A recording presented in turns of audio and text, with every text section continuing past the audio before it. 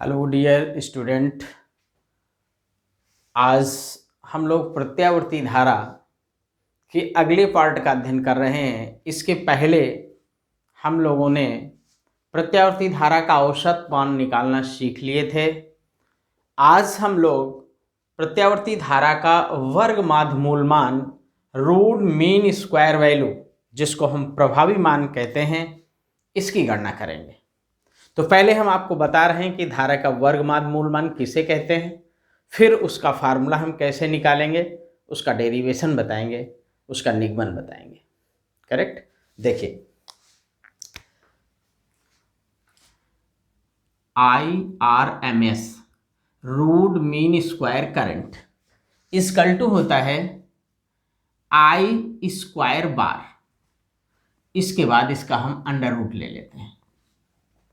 तो परिभाषित कैसे करते हैं, इसी फार्मूले से हम इसको परिभाषित करते हैं कि प्रत्यावर्ती धारा के वर्ग के औसत मान के वर्गमूल को धारा का वर्ग माध्य मूल मान कहते हैं। देखिए, धारा I है, I का हमने स्क्वायर किया, फिर ये बार में औसत एवरेज का सिंबल बना दिया, फिर उसके बाद हमने रूट ले लिया। तो इस फार्मूले से हमने इसको परिभाषित किया कि प्रत्यावर्ती धारा के वर्ग के औसत मान के वर्गमूल को धारा का वर्ग माध्य मूल मान कहते हैं। करेक्ट। अब देखिए, धारा का वर्ग माध्य मूल मान फार्मूला निकालने के लिए जैसे हमने औसत मान के लिए फार्मूला अप्लाई किया था डेरिवेशन करने के लिए, उसी फार्मूले का उपयोग हम यहाँ पर भी करेंगे। वहाँ पर हमने लिमिट ली थी 0 to t½ आधी साइकिल के लिए पहले हमने निकाला था, और यहाँ पर हम रूट मीन स्क्वायर वैल्यू जो है पूरे एक साइकिल के लिए कैलकुलेट करेंगे।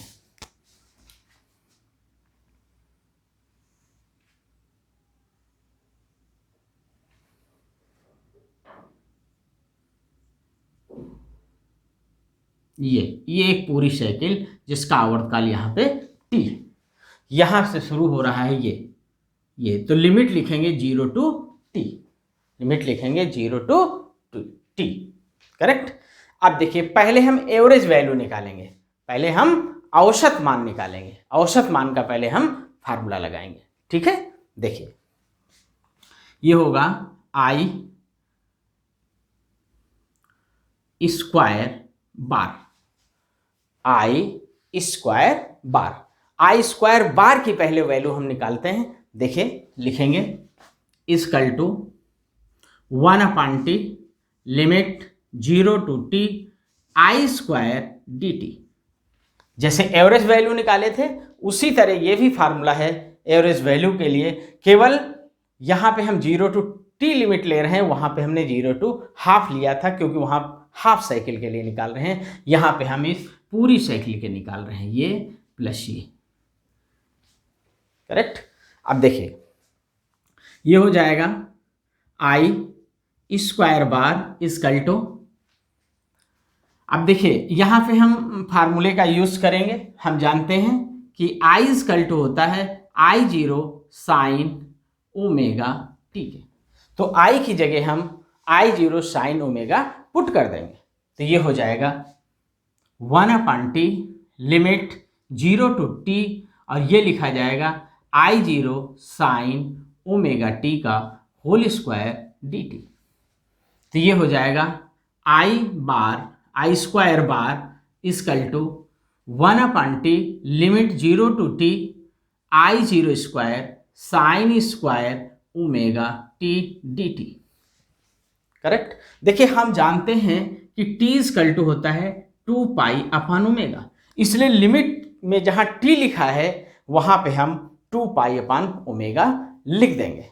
तो देखिए, ये हो जाएगा I square bar equal to 1/2π/ω limit 0 to 2π/ω I0 square sine square omega t dt।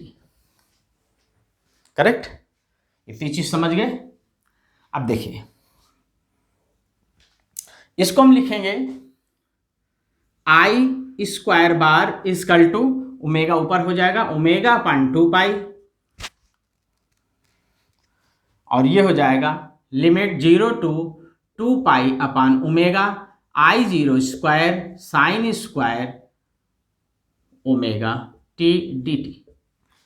देखिए हमने फार्मूला पढ़ा है cos 2 omega T equal to होता है 1 minus 2 sine square omega T. ये फार्मूला होता है cos 2 omega T, cos 2 theta equal to 1 minus 2 sine square theta. तो ये इस फार्मूले से हम लिखेंगे 2 sine square omega T equal to 1 minus cos 2 omega t. इसलिए sine square omega T equal to होगा 1/2 1 माइनस कास 2 ओमेगा टी।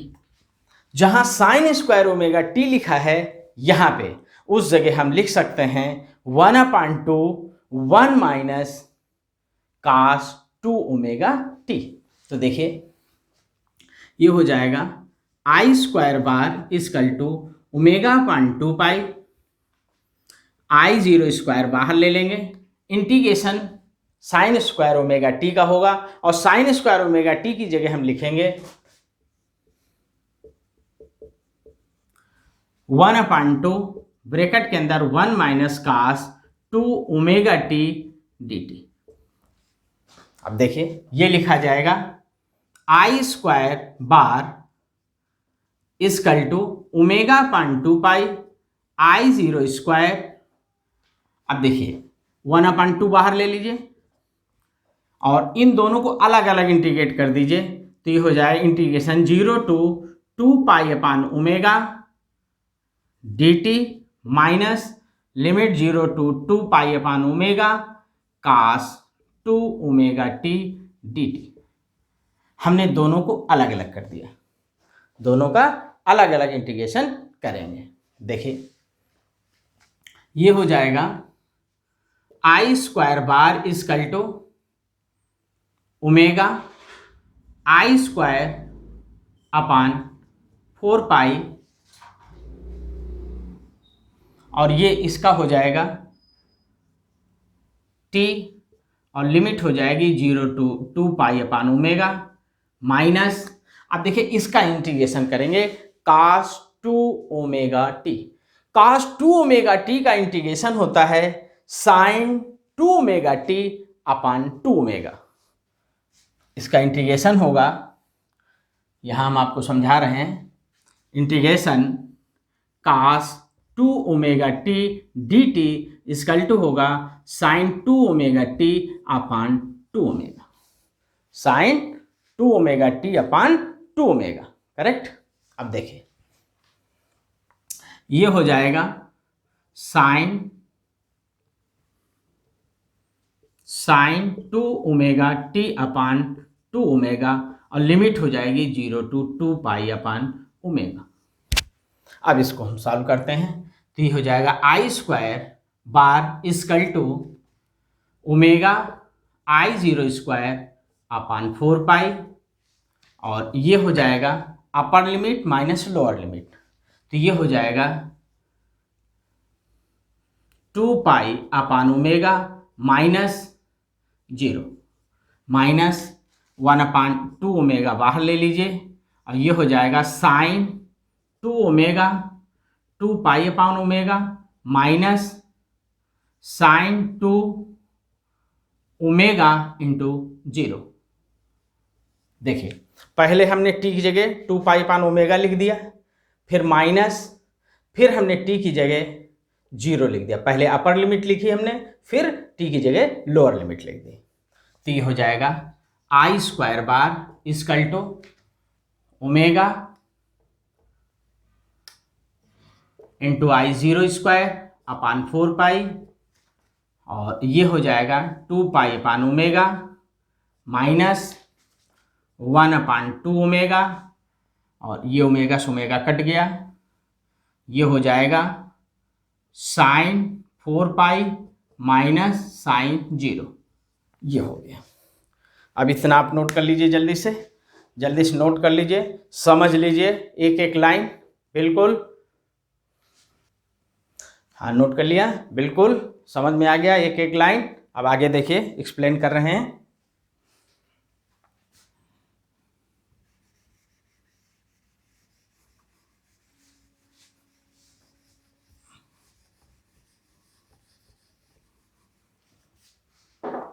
हाँ, ये हो गया। अब देखिए यहाँ पे साइन 4 पाई की वैल्यू 0 होती है, साइन 0 की वैल्यू 0 होती है, तो ये हो जाएगा I square bar equal to omega into I 0 square upon 4 pi, ये 0 ये 0, तो टोटल ये फंक्शन 0 हो जाएगा। यहां केवल बचेगा आपका 2 पाई अपान ओमेगा, तो ओमेगा से ओमेगा कट जाएगा, पाई से पाई कट जाएगा, 2 से ये कट जाएगा, तो आई स्क्वायर बार इक्वल टू हो जाएगा आई स्क्वायर अपान 2। हम जानते हैं कि I R M S equal to होता है under root I square bar, तो ये हो जाएगा I R M S equal to under root, इसकी वैल्यू ये निकली है, रख दीजिए, तो हो जाएगा आई 0 स्क्वायर अपान 2, तो ये हो जाएगा I R M S equal to I 0 upon root 2। ये हुआ प्रत्यावर्ती धारा का वर्ग माध्य मूल मान। ये प्रत्यावर्ती धारा का वर्ग माध्य मूल मान हुआ। इसी तरह हम प्रत्यावर्ती वोल्टेज के लिए भी लिख सकते हैं, तो ये हो जाएगा V R M S equal to V 0 upon root 2, V 0 upon root 2। इसी चीज को हम इस रूप में भी लिख सकते हैं, आई आर एम एस बराबर होता है 0.707 आई 0। इसी तरह हम V R M S equal to लिख सकते हैं 0.707 वी 0। तो इस तरह हमें धारा का वर्ग माध्य मूल मान प्राप्त हो गया है। प्रत्यावर्ती धारा को हम अमीटर से नापते हैं और इस वोल्टेज को हम वोल्टमीटर से मापते हैं। तो यहाँ पे जब अमीटर और वोल्टमीटर से मापा जाता है तो मापन से जो रीडिंग हमें प्राप्त होती है वो सीधे IRMS और VRMS होता है। जैसे कहा जाए कहीं सर्किट में हमने अमीटर लगा दिया है और उस अमीटर का पार्ट मीन्स रीडिंग 2 एम्पियर है, इसका मतलब 2 एम्पियर क्या है, IRMS है, धारा का वर्ग माध्य मूल मान है।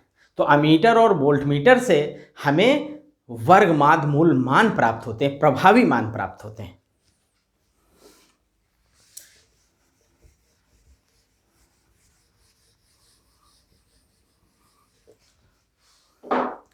हाँ देखिए, तो देखिए हमने बताया कि हमें अमीटर और वोल्टमीटर से क्या प्राप्त होते हैं, वर्ग माध्य मूल मान प्राप्त होते हैं। जैसे कोई अमीटर लगा है किसी सर्किट में और उस अमीटर से हमें 2 एम्पियर धारा प्राप्त हो रही है, इसका मतलब ये IRMS है 2 एम्पियर। बात समझ में आ गई। इसी तरह वोल्ट मीटर की रीडिंग अगर 2 वोल्ट है, इसका मतलब 2 वोल्ट क्या है, VRMS है। बात समझ में आ गई। घरों में प्रायः 220 वोल्ट प्रत्यावर्ती धारा की सप्लाई होती है, 220 वोल्ट। तो VRMS कितना हो जाएगा, VRMS बराबर हो जाएगा 220 वोल्ट। 220 वोल्ट हम जानते हैं कि VRMS इक्वल टू होगा V0 अपान रूट 2, तो V0 बराबर हो जाएगा रूट 2 VRMS। तो हो जाएगा V0 equal to root 2 into 220, तो ये V0 बराबर हो जाएगा 311 वोल्ट।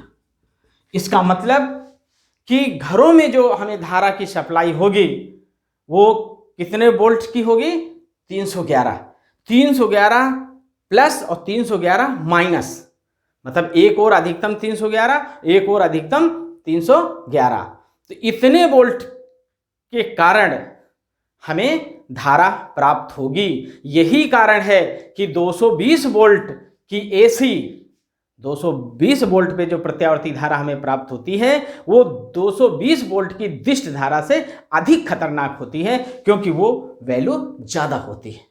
घरों में जो सप्लाई होती है 220 वोल्ट पे अगर धारा प्रवाहित हो रही है तो उससे हमें इतना वोल्ट प्राप्त होगा है। इसका मतलब इसकी वैल्यू प्लस 311 से माइनस 311 वोल्ट तक होगी। इसलिए AC जो है ज़्यादा खतरनाक होती है अपेक्षा DC के। आई बात समझ में। तो ये आपकी समझ में आ गया है, ठीक है। अब आगे देखिए, हम बता रहे हैं आपको। हाँ अब देखिए, ये तो समझ गए आप।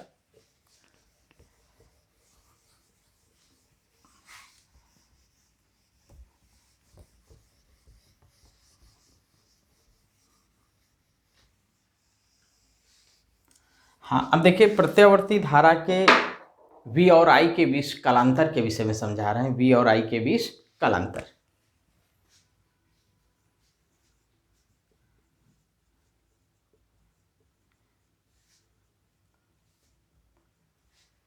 V और I के बीच कालांतर। अब देखिए V और I के बीच का कालांतर क्या है। देखिए प्रत्यावर्ती धारा परिपथ में V और I की आवृत्ति समान होती है, लेकिन ये आवश्यक नहीं है कि V और I दोनों समान कला में ही होंगे। ये उस परिपथ की प्रकृति पर निर्भर करता है, उस सर्किट के नेचर पर डिपेंड करता है कि उस सर्किट में कौन कौन से एलिमेंट्स लगे हुए हैं। केवल रेजिस्टेंस लगा हुआ है या उसके साथ और भी कोई चीज़ जुड़ी हुई है। इस चीज़ पे मतलब सर्किट के नेचर पे डिपेंड करता है कि V और I के बीच कालांतर कितना है। देखिए इक्वेशन हमने पढ़ा है I = I0 sin omega t, V = V0 sin omega t। यहां पर ये जो ओमेगा है, ये ओमेगा t जो है, ये ओमेगा t, इसको कला कोण कहते हैं। ये V और I की पोजीशन को रिप्रेजेंट करता है, तो इसको हम कला कोण कहते हैं ओमेगा t को। अगर साइन ओमेगा टी दोनों में लिखा हुआ है, दोनों इक्वेशन सेम है, इसका मतलब V और I दोनों समान कला में है। V और I दोनों समान कला, इसमें तीन कंडीशन आएंगी जब V और I दोनों समान कला में होंगे। एक कंडीशन आएगी जब I पहले अधिकतम मान को प्राप्त करेगा और V बाद में अधिकतम मान को प्राप्त करता है, और एक कंडीशन आती है जब V पहले अधिकतम मान को प्राप्त करता है और I बाद में अधिकतम मान को प्राप्त करती है। देखिए एक इक्वेशन तो ये हो गया जब V और I दोनों समान कला में। दूसरा इक्वेशन ये हो गया I = I0 sin omega t plus phi. इस फाई को हम कलांतर कहते हैं।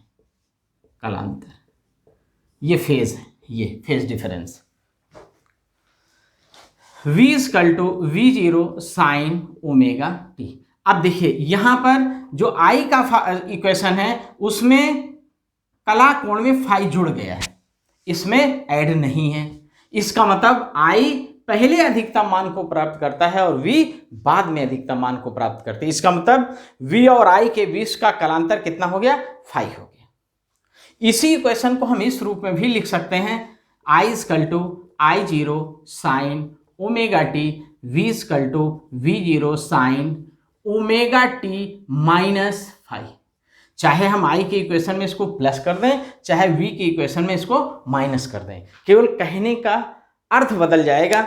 इसका मतलब है कि I पहले अधिकतम मान को प्राप्त करती है और V बाद में। इसका मतलब I V से अग्रगामी है, आगे पहले अधिकतम मान को प्राप्त करता है। जब इसी इक्वेशन को हमने इस रूप में लिख दिया है तो इसको हम कहेंगे कि V I से पश्चगामी है, मतलब V बाद में अधिकतम मान को प्राप्त करता है, I पहले अधिकतम मान को प्राप्त कर लेता है।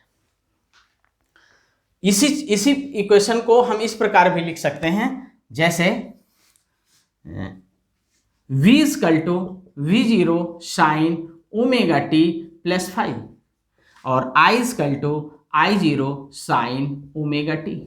ये देखिए, इसका मतलब V और I के बीच का कलांतर फाई है, लेकिन इसमें प्लस है। इसका मतलब ये पहले अधिकतम मान को प्राप्त करता है और ये बाद में अधिकतम मान को प्राप्त करती है। इसका मतलब यहाँ पर वोल्टेज धारा से अग्रगामी है। या इसी इक्वेशन को हम इस रूप में भी लिख सकते हैं V = V0 sin omega t, I = I0 sin omega t minus phi. इसका मतलब हुआ कि धारा वोल्टेज से पश्चगामी है। इसका मतलब ये बाद में अधिकतम मान को प्राप्त करता है। देखिए फिगर में देख लीजिए,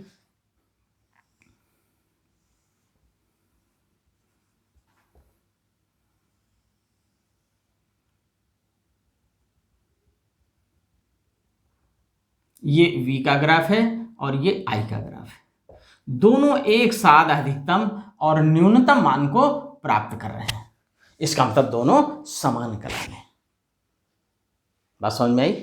दूसरा, इसी फिगर को हम इस प्रकार लिख सकते हैं, जब v पहले अधिकतम मान को प्राप्त करता है और i बाद में अधिकतम मान को प्राप्त करती है, तो इसको हम इस रूप में लिख सकते हैं कि v ने पहले अधिकतम मान को प्राप्त कर लिया है और धारा, ये v है, v ने पहले अधिकतम मान को प्राप्त किया है और धारा ने बाद में अधिकतम मान को यहाँ प्राप्त किया। ये पहले यही धारा, वोल्टेज ने पहले अधिकतम मान को प्राप्त, जब वोल्टेज मैक्सिमम है उस समय धारा 0 है। इसका मतलब यहाँ पे वोल्टेज पहले अधिकतम मान को प्राप्त करता है और धारा बाद में अधिकतम मान को प्राप्त कर रही है। इसका मतलब वोल्टेज धारा से अग्रगामी है, या इसी को हम कह सकते हैं कि धारा वोल्टेज से पश्चगामी है। यहाँ पे क्या है, दोनों सेम है, दोनों एक साथ अधिकतम और न्यूनतम मान को प्राप्त कर रहे हैं। देखिए दोनों 0, दोनों अधिकतम, दोनों 0, दोनों विपरीत दिशा में अधिकतम, दोनों 0। तो यहाँ पे दोनों समान कला में हैं, दोनों एक साथ अधिकतम और न्यूनतम मान को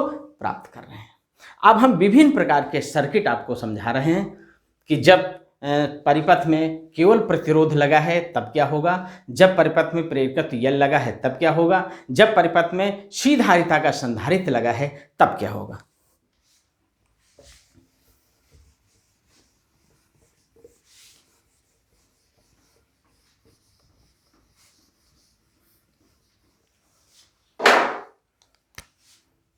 जब परिपथ में शुद्ध प्रतिरोध R लगा होता है। देखिए जब परिपथ में शुद्ध प्रतिरोध R लगा होता है, देखिए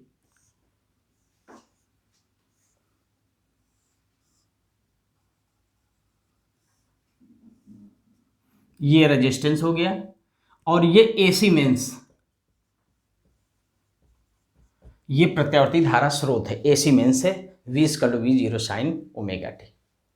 जब परिपथ, ये याद रखना है आपको कि जब परिपथ में शुद्ध प्रतिरोध R लगा होगा तब V और I दोनों समान कला में होंगे, अर्थात I = I0 sin ωt और V = V0 sin ωt।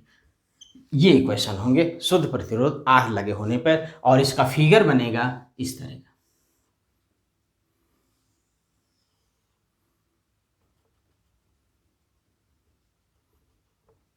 ये V का ग्राफ है और ये I का ग्राफ है, ये दोनों एक साथ अधिकतम न्यूनतम मान को प्राप्त कर रहे हैं। ये तो इस प्रकार हम देख रहे हैं कि यहां पर V और I दोनों समान कला में है। तो ये अब आपको याद रखना है कि जब परिपथ में शुद्ध प्रतिरोध R लगा होगा तब V और I दोनों समान कला में होंगे, दोनों साथ साथ अधिकतम और न्यूनतम मान को प्राप्त करेंगे। करेक्ट। अब हम बताने जा रहे हैं जब परिपथ में प्रेरकत्व L लगा हो,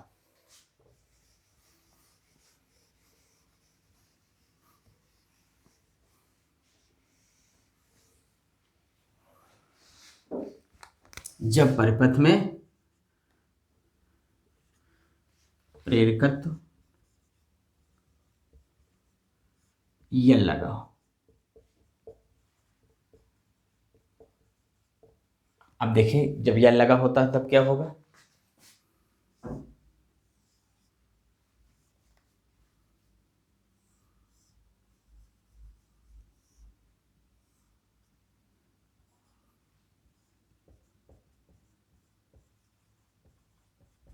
हाँ अब देखिए जब परिपथ में प्रेरकत्व L लगा होता है तब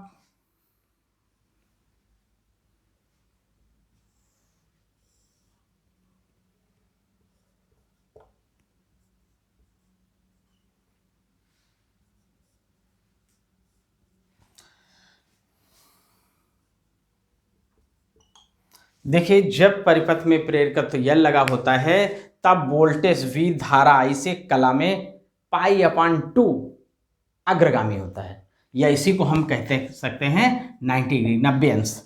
तो जब परिपथ में प्रेरकत्व L लगा होता है तब वोल्टेज V धारा I से कला में 90 अंश अग्रगामी होता है। इसका मतलब कि वोल्टेज पहले अधिकतम मान को प्राप्त करता है और धारा बाद में अधिकतम मान को प्राप्त करती है, या इसी को हम कह सकते हैं कि धारा I वोल्टेज V से कला में 90 अंश पश्चगामी होती है। बात समझ में आ गई?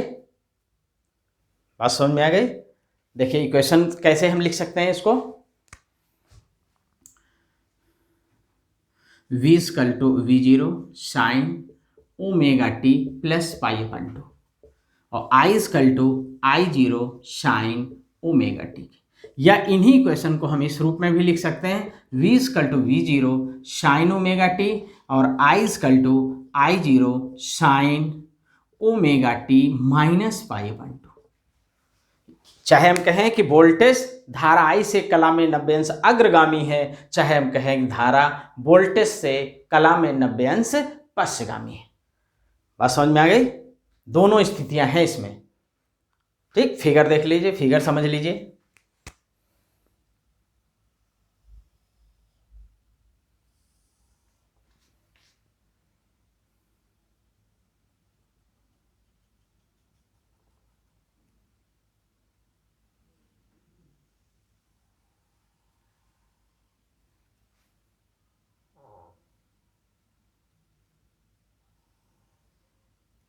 देखिए ये V का ग्राफ है और ये I का ग्राफ है, V एंड I।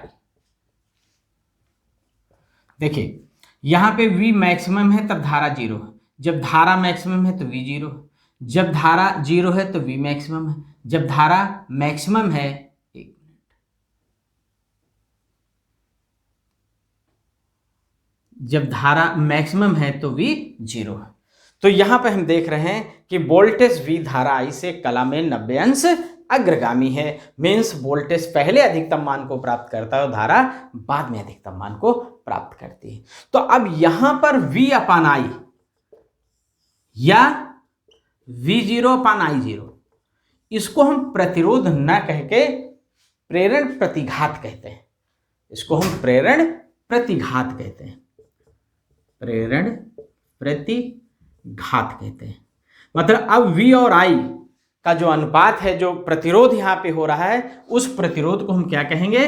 प्रेरण प्रतिघात कहेंगे। और इसको हम एक्सेल से प्रदर्शित करते हैं। एक्सेल बराबर होता है ओमेगा एल। इसका मात्रक भी ओम होता है, इसका मात्रक भी ओम होता है। और चूंकि ओमेगा = होता है 2πf, इसलिए एक्सेल = हम लिख सकते हैं 2πfl। ये हुआ प्रेरण प्रतिघात का फार्मूला है। अब देखिए दिष्ट धारा के लिए क्या होगा, फॉर डीसी। देखिए डीसी के लिए F0 होता है, इसलिए एक्सेल = हो जाएगा 2π × 0 × L। तो ये हो जाएगा एक्सेल = 0। इसके लिए प्रेरण प्रतिघात 0 होगा, डीसी के लिए प्रेरण प्रतिघात 0 होगा, लेकिन प्रत्यावर्ती धारा के लिए प्रेरण प्रतिघात एक्सेल = होगा ओमेगा एल, और एक्सेल = हम लिख सकते हैं 2πfl। करेक्ट? इतनी चीज समझ में आ गई। ये तब है जब परिपथ में प्रेरकत्व L लगा। अब याद रहे कि प्रेरकत्व L लगे होने पर वोल्टेज V धारा I से कला में 90 अंश अग्रगामी होता है, मीन्स वोल्टेज पहले अधिकतम मान को प्राप्त करता है। नोट कर लीजिए जल्दी से। हाँ, अब देखिए आज का ये यहीं पे समाप्त करते हैं। अगला टॉपिक फिर हम अगले दिन लेंगे। आज के लिए अभ्यास के लिए प्रश्न हैं, 2 प्रश्न हम आपको दे रहे हैं। पहला प्रश्न है, सिद्ध कीजिए IRMS = I0/√2। एक ये सिद्ध करना है, दूसरा आपको बताना है सिद्ध करते हुए, समझाते हुए कि प्रत्यावर्ती धारा दिष्ट धारा से अधिक खतरनाक होती है। ये दोनों प्रश्न अभ्यास के लिए हैं, इनको आप अभ्यास करेंगे और अगले पीरियड में हम पूछेंगे और फिर आगे का पढ़ाएंगे। धन्यवाद।